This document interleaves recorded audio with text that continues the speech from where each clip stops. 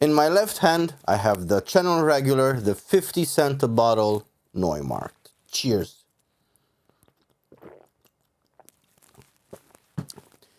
And in my right hand, I have the subject of today's video.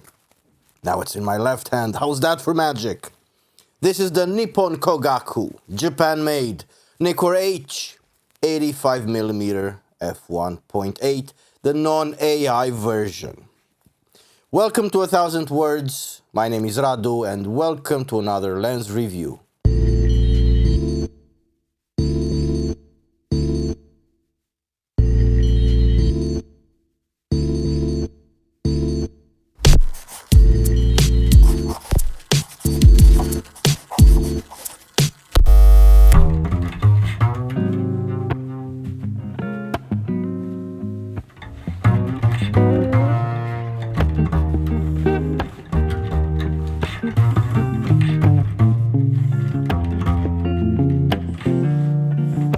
Produced in 1971, this iteration, at least judging by the research I made and judging by the serial number, this lens comes in at quite a hefty 420 grams.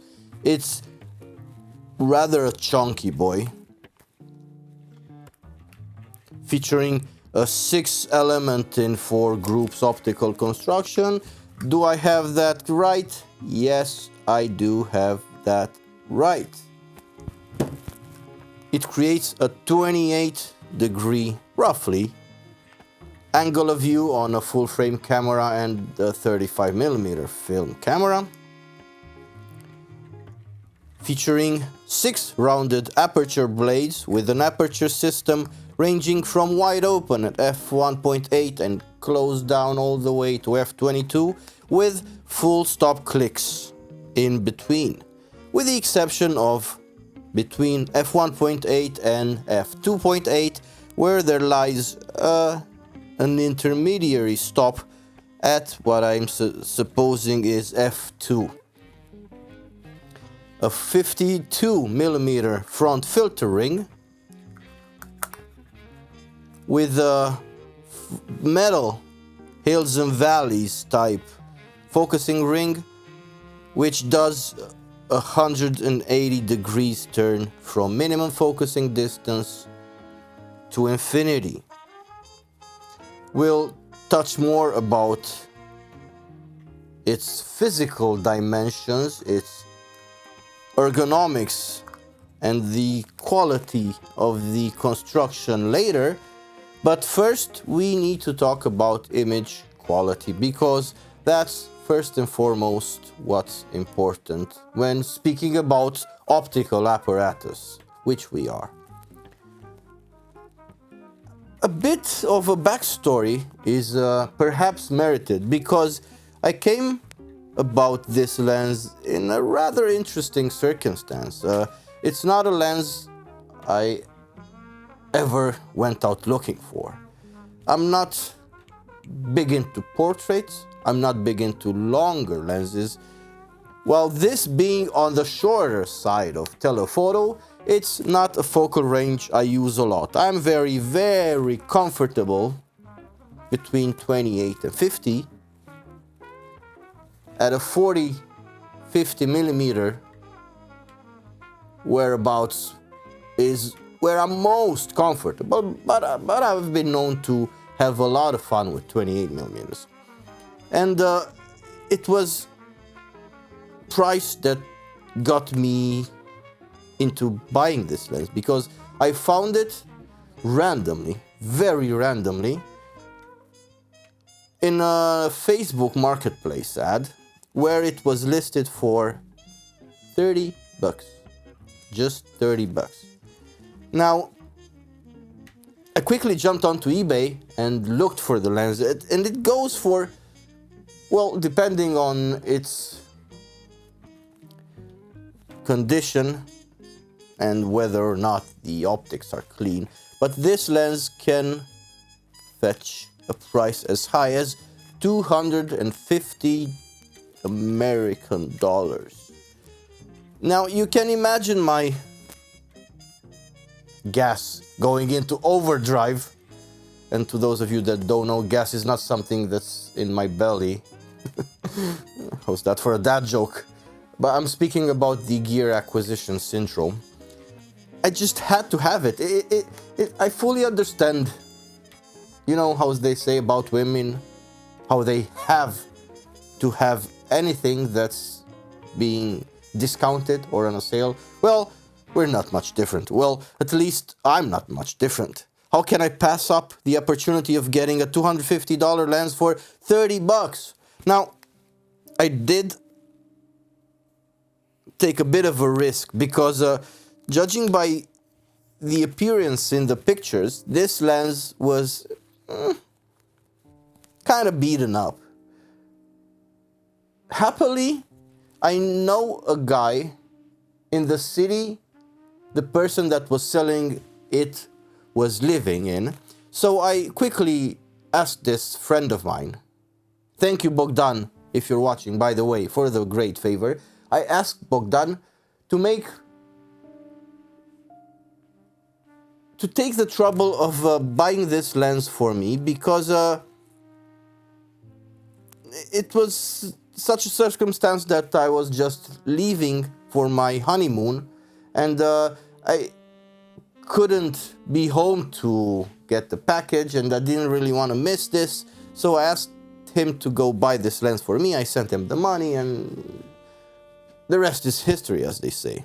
A couple of weeks later, when I returned home, this friend of mine sent me the lens, and quite unsurprisingly, the lens was pretty much of a rough shape. The exterior was pretty banged up. Paint is worn out on the focusing ring pretty badly. There are quite a few... No, let me rephrase that. There are quite a lot of micro scratches on the front optical element. The focusing ring was really stiff, very hard to turn. The lens was in an overall terrible condition.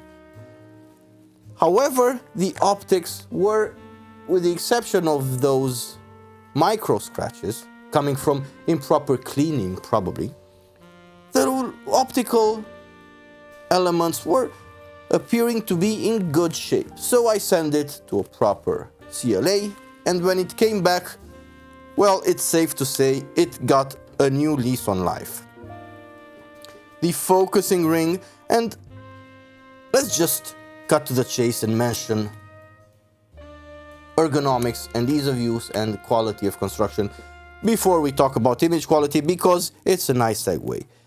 The focusing ring turns perfectly and gloriously smoothly, allowing for really precise and exact focus. Well, I know these are synonyms and redundant, but hey, this is the thing with unscripted, unprepared videos. I didn't even know I was going to make this video this morning, but hey, it is what it is. The lens is in perfect working condition. The aperture ring has just the right amount of dampening, let's say, in order to offer precise enough aperture operation, but it's not feeling premium or it's not comparable to the likes of the Konicas. Quite a bit of heft. Add to it an adapter because it's on Sony mirrorless where I've used this lens. It's quite a chunky boy. Very substantial. However, while heavy, while front heavy, while creating a funny balance where the camera is front heavy, it was never uncomfortable to use. 85 millimeters are always on the larger side of things, but other than that, this is wonderful construction. Very firm, there's nothing shaking, there's nothing loose, and this is a 52-year-old lens. It's a wonderful piece of engineering. Everything about it, with the exception of those two nitpicks, I will admit, is top-notch. Wonderful, wonderful feeling metal, great mechanical action. This silver ring in the middle makes for quite a handsome piece of glass. And generally, it was a pleasure to use. The focusing ring is sufficiently large, allowing for my hot dog fingers to confidently grip it and use it. It's overall a pleasure to use. Really, just with the exception of the weight and size, this lens is a joy as far as ergonomics go. That said, let's move on and see some pictures and talk about image quality. Now,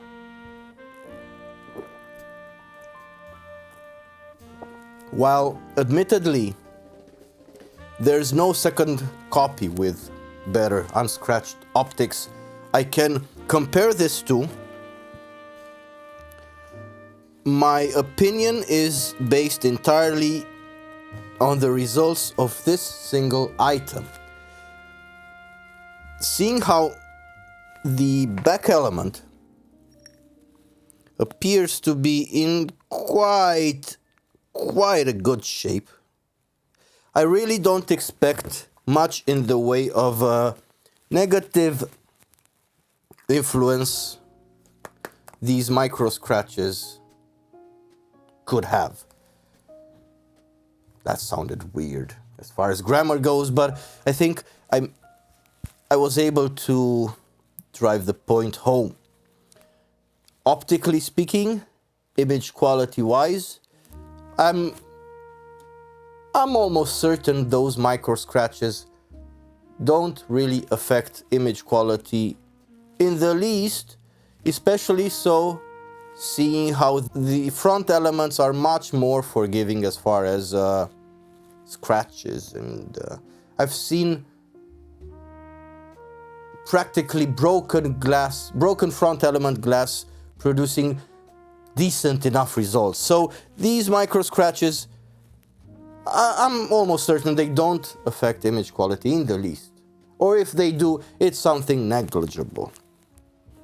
That said, this is a 50-year-old optical construction. While great in many ways, it does show its age. But we'll get to that. The 85mm f1.8 Nippon Kogaku, Japan, Nikkor-H, Auto. I just love saying big words like that, makes me feel intelligent. And like I know what I'm talking about. But hey, this 85mm from Nikkor makes wonderful images. It's really spectacular as far as black and white work goes, with really punchy, rich, with a shiny silvery quality to the tones. Now, while not very contrasty, this lens is really sharp. Center resolution and sharpness is really something fantastic. Very good results, and seeing how this lens is mostly used for portraits, it has a certain kind of like a soft sharpness. It's certainly not a modern lens. It's not that clinical, that perfectly engineered sharpness most modern lenses deliver. It's a soft sharpness, making it ideal for portraits. I've used it a lot for street photography, and I really love the way it kind of guides the viewer's attention towards the center of the image, or rather where you want it to, because corners do tend to be a little soft at f1.8, and it's at f1.8 where I mostly shot this lens. Very good for black and white, very sharp, quite surprisingly sharp, seeing how it's a 50-year-old lens. Colors are, however, the strong suit of this lens. It's where this lens shines. You will kindly excuse the pun, but it makes really fantastic, vivid, sharp, punchy, strong, bold colors. Do I have any more adjectives? I probably don't, but I should, because words really do it little justice. Judge for yourself, seeing the images on the screen right now. Images are really potent. They're really, really crisp. They almost have this dancing quality. They're really fantastic. Splendid colors. Now, with a minimum focusing distance of just under a meter, this 85mm from Nikkor can produce some of the most stunning background blur I've ever seen. Bokeh is spectacular. Bokeh balls are really pretty. The background blur is fantastic. It's smooth, it's buttery, it's creamy. Everything in the background melts away in an amorphous mass of shape and color. It's really fantastic for subject separation. There's even a hint of swirliness at times, and given the right distance from your subject and the background, there's really no ending to the fun you can have with this lens and the bokeh it produces. It's really amazing. There's no nervousness, there's no chaotic energy some lenses produce in certain circumstances. Everything about the background blur this lens produces is fantastic. It's creamy, it's smooth, it's lovely. It's just amazing. Really, really something to write home about. Wrapping things up, I want to quickly mention this lens is for sale, and the reason it is for sale is that I don't really use this focal length, and that I'm in the process of building an Olympus Tsuiko set, so I kind of need the money for that endeavor. It's also a bit on the heavier side, and I'm not a fan of heavy lenses. Now, before I end this video, I want to quickly turn over to the computer, use one of those comment picker type websites, and pick up a winner for the Christmas giveaway. Now here we are, let us pick a winner. Let's copy the link, go to this website here, paste the link for the video, and get a random comment. David Stoika, congratulations. His comments reads, nicely presented content, a pleasure to watch. Thank you very much, and you are the lucky winner. This has been it. Thanks for watching. If you found this enjoyable, please click the like button. Also, kindly consider subscribing. Hit the bell in order to be notified of any future uploads. There's a Buy Me a Coffee link and also a PayPal link down below if you're feeling generous and want to throw a buck or two down my way. I'm certainly going to be appreciating that. Thank you for watching. This has been Radu. This has been 1,000 or 1,000,000 words. Until next time, I bid you farewell.